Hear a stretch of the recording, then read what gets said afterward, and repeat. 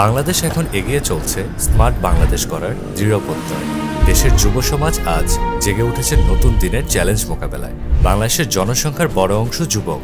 জনমিতিক লভ্যাংশের এই সুবিধা পেতে বাংলাদেশ সরকার যুব সমাজের দক্ষতা উন্নয়নে সবচেয়ে বেশি গুরুত্ব দিয়েছে। ওরা অদম্য, দুর্বল, ওরা নতুন দিনের অভিযাত্রী। প্রশিক্ষিত নতুন যুবকরাই আগামীর বাংলাদেশ।